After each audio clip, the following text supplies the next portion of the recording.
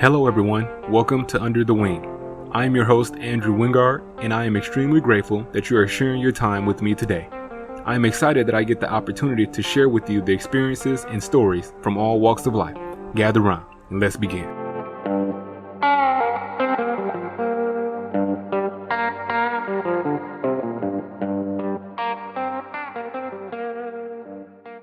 Hello everyone, welcome to another episode of Under the Wing. We are here for the long anticipated part 2. I'm with Miss Brenda Scott from SMU. Hello, everyone. Let's get back to it, man. Like you said, people are looking for part 2. I'm excited for part 2.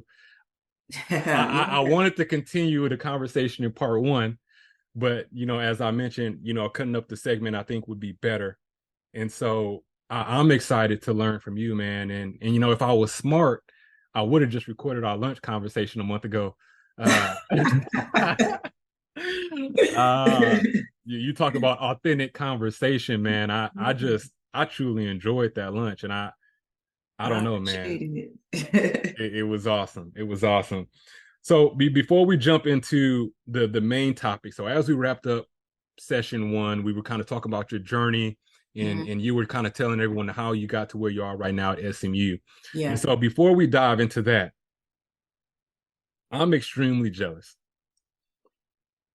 because you were at the Final Four this past weekend. Talk to me about that. Talk to me about that. The experience was amazing. This was my first Final Four experience in person. And I couldn't have picked a better game. A great person said, Brand, we got tickets. I said, me and you going? I said, bet.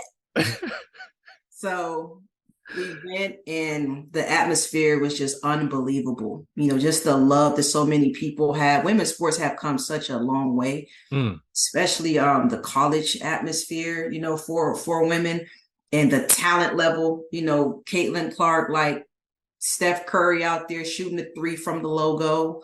Yeah. Angel Reese and her squad, they were just relentless from the start. Knocking down big time shots. Angel was dominating the boards. The game was great. Moki played, coached a amazing game, and she had an amazing game plan, for, Iowa. So I was just grateful to be, in attendance. Yeah. When we talked about in part 1, we talked about how important sports were to you. And you mentioned the names of Caitlin Clark and Angel Reese. And I was talking with somebody earlier this week. And so I'm a huge women's basketball fan. And me and one of my homies who actually worked at Texas Tech with me have always planned to get to a Final Four. Now, he's beat me to the Final Four, but I just haven't made it yet. But they're in Cleveland next year. I'm buying my ticket. Yeah, with Cleveland, as I say, my home state, get to go back home, see some people, and really enjoy the atmosphere, because now that I got a taste of it, it's something that you want to do, even with the experience all around it. Like all weekend long, it was an amazing time. And I've, celebrated that time. Like we got out and enjoyed, everything from going down and watching the open practices, free to the public, watching open practices, getting a chance to talk to the coaches, players, taking pictures. The atmosphere was great. Celebrities all over the place. Billie Jean King walked on the elevator just before me. Wow. I saw a glimpse of her, but she walked right on the elevator just before I did. She was at the game. So it was a just tremendous weekend, as well as atmosphere, for that championship. I can only imagine, man. And so my point was, you think about, you play basketball, you think about women's college basketball. You got Cheryl Swoops, Candace Parker, Lisa Leslie, Dana Taurasi, Maya Moore. I mean, some heavyweights. And you have these 2 young women, and Angel Reese and Caitlin Clark, turn the world upside down. What does that mean to you? That means growth, and that also means going back to just the diversity of the game. When it comes to, people put women in a box, Yeah. playing this game in a certain way. We can't do this. We can't do that. Well, Kayla is shooting a three just as good as Steph. If not better. Angel Reese is out here rebounding just as good as Barkley. Yeah. These Hall of Fame coaches, with Don Staley and Moki, man, it was just we're setting a tone, and I think they did like record numbers when it came to the black coaches. Yeah. Just in general, Yeah. black head coaches in the NCAA represented this year. Yeah. And it's just setting a good tone, and to allow our young girls, all of our young girls, know that anything is possible. And for our people that's in coaching, that you can take that next step, you can go to that next level and play at a high level, compete at a high level. Right. So for me, it just signifies hope. It signifies, all the sacrifices that those before us have done, going back to like Pat Summitt and Carolyn Peck, just phenomenal coaches that really changed the game. But these women are continuing to carry it, and that baton has most definitely been passed. That's good. And I heard the word hope, which is powerful. And so this is a good segue into our the power conversation of what you're doing right now with SMU athletics and in your passion with DEI. And so you spoke a little bit about the diversity of the game. You spoke a little bit about hope. We talked about DEI at lunch, and again, I mentioned this before. I wish I was smart enough to record this conversation during our lunch. And actually going back to that one after lunch, you inspired me. First off, did you ever get back with those young ladies to play bridge? Every time I went back, it was something that popped up. But okay, I know they're there every Thursday, and I'm going to get back. Yeah, they're going to teach me that game. So, now, the reason I say that is, that was so impactful to me, because I know sometimes I get in my own way and life gets busy, and just seeing you, and I had spoke to those ladies before when I got there, and they were like, "Oh, no one ever sits back here with us. Are we going to be too loud?" I'm like, "No, I'm not here to be. I'm just here with a friend. And if we get too loud, let us know." I'm like, "Yes, ma'am." And so you come and seeing you just embrace that moment to have a conversation with those young ladies.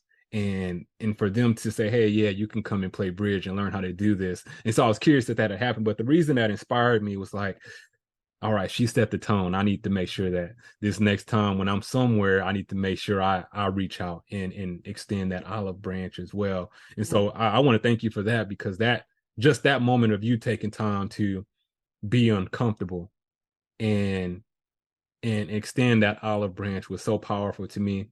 So thank you for doing that. You're welcome. You're welcome. But now let's get into DEI. And, during the lunch conversation, we talked about so much, and something that stood out to me as we look at DEI and as it's transforming across corporate America and higher education and so many avenues. One thing that stood out to me is you said that DEI is more than just a certificate. Talk to me about DEI. Oh my gosh, absolutely. Nowadays, everyone has a training for everything. You go on these sessions, online training, you take your class in an hour, you get a certificate. You can't learn someone's culture, someone's identity in an hour, in 2 hours. It's impossible. Yeah. That's something that you having a certificate saying that you mastered a DEI class is like, oh, what did you master? What did you come out of that with? DEI, for those like me that does the profession and out talking to individuals, talking to people, talking to companies, schools, whatever, is really a calling. It's really DEI. I would say, I'm just going to speak for me. It's within me. Yeah. Because I understand the importance of diversity, being around diverse people. I understand the importance of inclusion, making people feel like they belong. I understand the importance of equity, trying to even the playing field. So with all that understanding, it also comes with you and I talked about building experiences. That's the only way that we're truly going to master DEI in a way that's meaningful and impactful. Going Yeah. back to those ladies that, invited me to come back for Bridge. So just so the audience know, all of these women were over 60. Mm-hmm. All of these women were white women. Yep. And we're back there.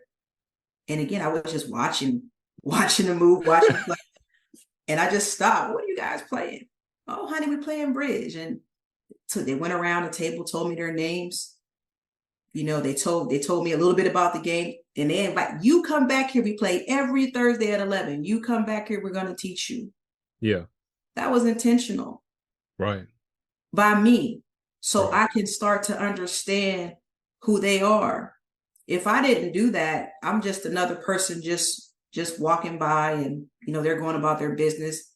I don't know how many people they encounter throughout their day, but that was something intentional. But that little thing, it taught me something. That was a special moment of inviting me in. Yeah. They made me feel comfortable in that short period of time at that restaurant. They made me feel comfortable and welcome back at any time on that Thursday, on those Thursdays, to really come back and play. But again, if it wasn't for me reaching out, that wouldn't happen. With DEI, you have to be intentional because our differences can scare people.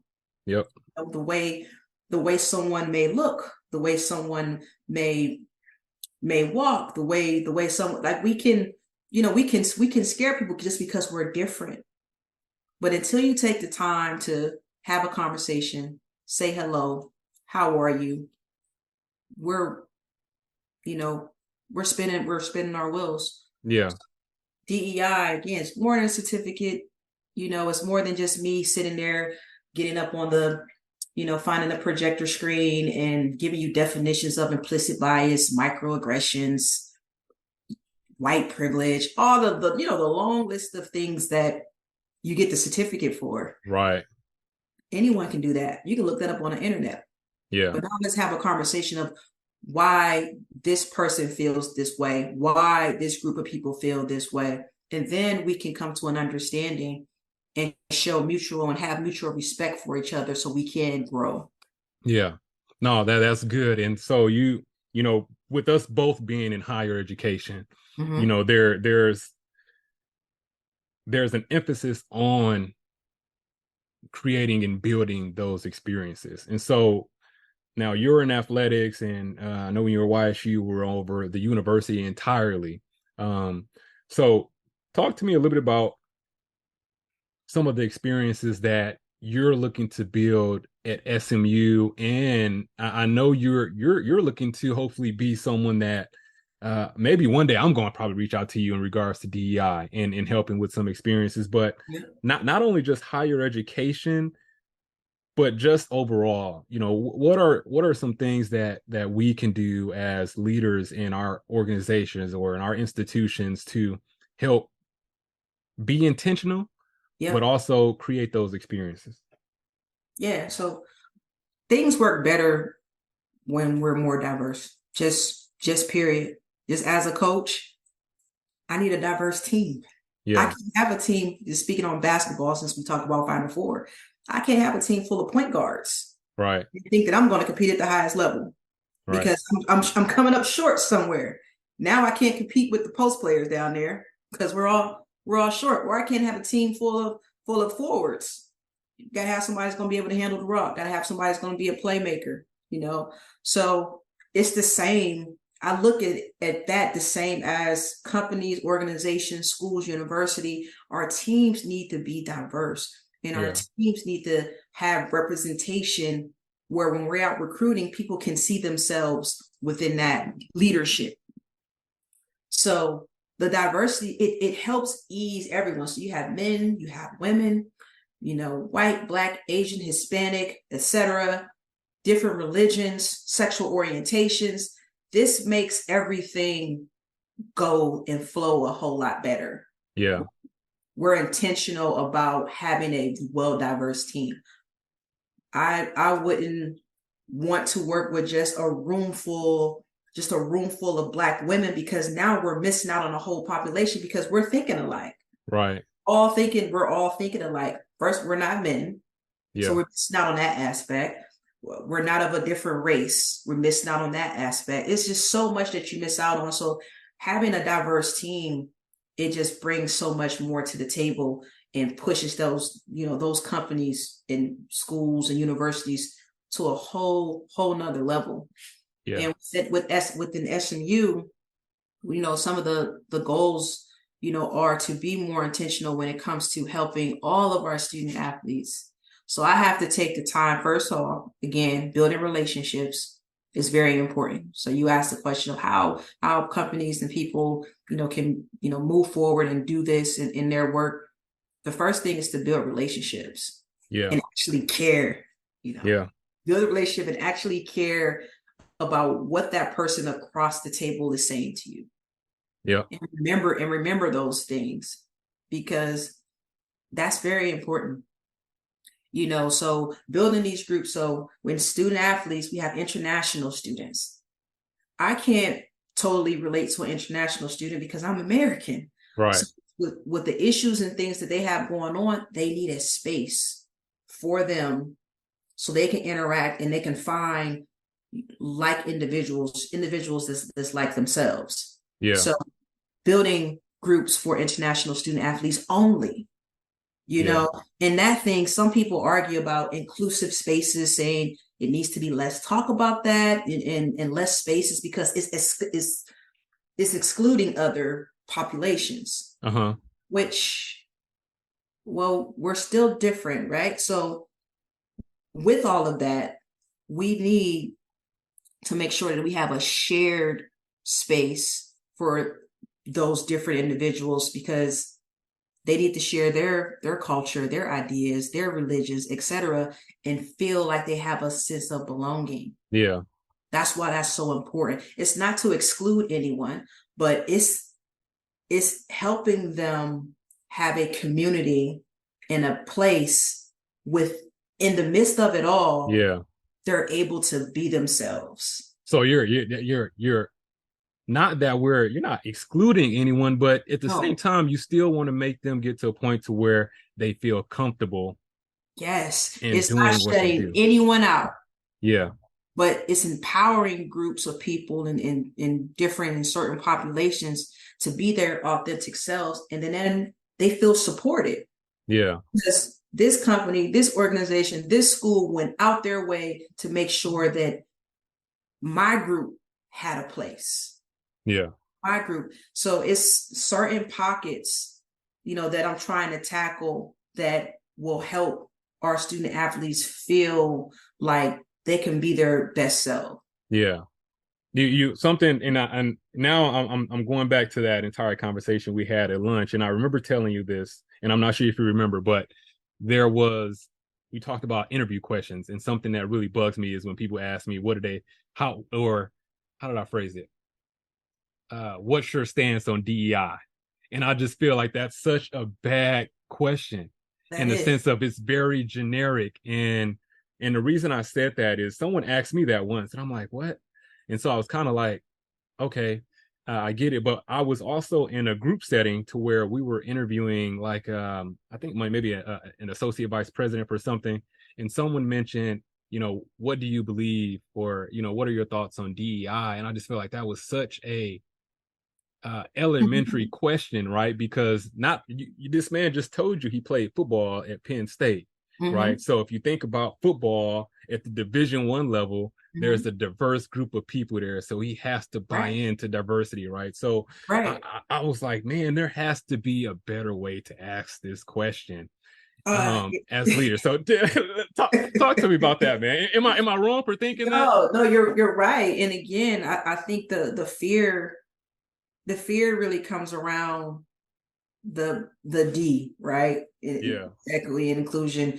So the diversity piece, because for some reason, majority of people, when you say diverse, they go towards race. Yep. It's just like automatically when you talk about diversity, they make it black and white. That's it. When it's like this is so much more than that. This is so much more than that. So diversity we talked about everything, having diverse thoughts, ideas, again, religion, it's so much more than race. And if we can get past that part, I think our conversations will be a whole lot better. Yeah. Also realizing everything that we do, has to do with diversity. Everything that we do. Even if you are in a room full of people that look exactly like you still have diversity within that group. How you explain that? The diversity comes that some of you may be parents. Some of you may be a part of LGBTQ community. Some of you may be religious. There's still, even though they all look like you, but you still have some diversity within that group.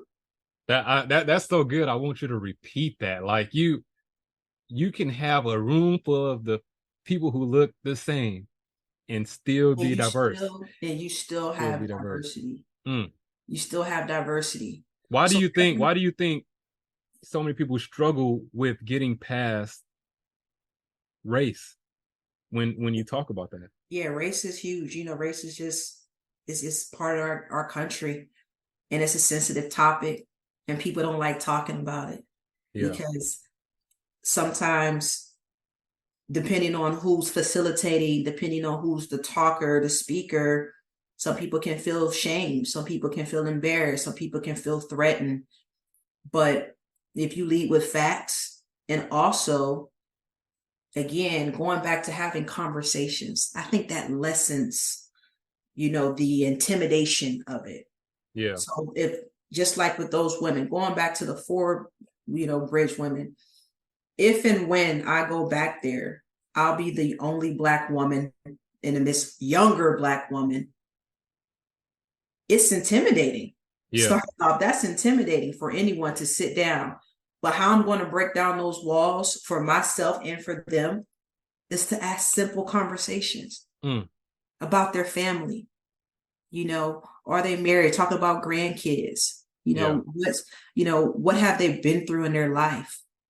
Right. What are their, those things that's all relatable. We all love, we laugh, we cry, we get sad, we're happy. We all share as a human, we all share these experiences. But for some reason, pockets of people think we're just so different. Yeah. That's just so not the truth. Yeah. We have so many connectors. Yes. Yeah. Wow. That was good. And I'm glad that you said that, because I do agree that sometimes we get stuck on the idea of just race and DEI. And I hope that if no one else, if they don't get anything else from this conversation, I hope that they get that piece, that you can be in a room full of people that look like you and still have a diverse population. Absolutely. Because you're still different. That's good. You're still different. That's good. And, as we get ready to, wrap up part 2, and I'm grateful for you being authentic and taking time to have this conversation, because it can't be, this is a conversation that's bigger than 25 minutes, right? Oh yeah. We can go on and on trying to compact it in there, but for the most part, get people to understand where I'm coming from on this topic, why I do it, why I love it, why I want more people to just embrace it, because you really have to be intentional about it. If not, you're just going to look at it, in those black and white terms, and it's just so much more. Yeah. So I'm actually not going to ask my last question. I'm actually going to ask the question that you just mentioned: why you love this work and why you love higher ed. What inspires you to do this work? I love helping people. I love seeing people smile. I love the aha moments, when when you're in there and you're getting, people to understand something that they haven't before or see something in a different way, a different perspective. And I love working with young people. I've been working with young people for, about 20 years of my life. Yeah. And it's just been truly a blessing. I believe my personal mission is to help young people reach their full potential so they can have a better quality of life. That's my personal mission. Yeah. It started way before working, with them, back with my nieces, my little nieces, that's the oldest now, back with them, of trying to teach them. They say I was bossy, but trying to teach them and grow, because they were diverse. I had to deal with different attitudes and personalities, and they helped train me. They helped get me to where I am when I think back on it. And I just love doing it. I'm genuine, behind the work. I'm not doing this for accolades or, attention or things like that. This is just what I love to do. I believe it's a calling, and we're all called to do different things. And this is something that I'm called to do that comes very, very natural for me. And I'm just grateful that the right people have been aligned for me to connect with, to continue this journey and have faith in me, just like the SMU athletic director and all the people that helped make the decision to bring me on board at SMU. I thank them for that, because, I'm bringing new ideas and concept to the table, but this is something that at the end of the day, this ultimately will better our student athletes experience, as well as our coaches, our staff, our administrator, and SMU as a whole. So I thank everyone for that opportunity. That's awesome, and I'm sure SMU is grateful. I think they got a good hire, if I must say myself. And I'm sure that they are grateful to have you. And I know that, your aspiration is continue doing that work and lifting up our young people, and being an advocate and helping people who maybe have questions about how can they effectively do or develop DEI practices in their organizations or in higher ed. And so if someone may have a question for you, Ms. Scott, and so what I would like you to do is, if someone's listening to this and they're like, you know what, I want to talk to this Ms. Brenda, because I don't know where to start, and I think she might be able to set me this foundation. So what I would like you to do is, share with the people, some contact information, if you're comfortable sharing, in ways they can get in touch with you. Absolutely. First, you can start at LinkedIn. I'm on LinkedIn, Brenda Scott, and you type in SMU. I most definitely should pop right up there for you. Instagram is at bscott_330. And Twitter is at Brenda Scott 330. So keeping it real simple, staying true to my roots, representing Youngstown, Ohio. So that's it. 330 will stay in there. That's it. So, shout out to the yo. You also can just go to SMU Athletics and you can pull up my name there, Brenda Scott and SMU Athletics. But yeah, I'll be happy to help anyone. You reach out and see how I can help or how I can be of service, to you or your company, or just you personally. Yeah, that's awesome, and I I'm grateful to have you as we shared before this call. So don't be surprised you get a text from me here over the next few months, man. So yeah, we need more. This is, this conversation, I had to keep it tight, but just know that I have so much more to share, so much more to grow, within this profession, and I'm just ready for it all, and I'm thankful for it all. That's awesome. Well, Brenda, I appreciate you taking another evening to catch up with part 2, because I did not want to skip this most important part. Not saying that part 1 wasn't important, because I think our journey is always important. Oh yeah. But I personally wanted to know, because like you said, I'm continue learning. Like I want to continue learning how to do this better. And I know that I am not an expert in that area, and you are. And so I wanted to just personally speak with you about DEI. and learn from you on how I can get better, because I'm still learning myself. So I appreciate you taking time. No worries. Thank you so much for the time, and anytime you need me, I'm here. You let me know. Appreciate you, Brenda. All right. Thank you so much for listening to Under the Wing. I hope you enjoyed the conversation. If you enjoyed today's show and you would like to support the podcast, tell a friend or two, share on social media, or leave a rating and review. You can follow me on Instagram at Under the Wing with Andrew. Again, thank you for listening, and I'll see you next time.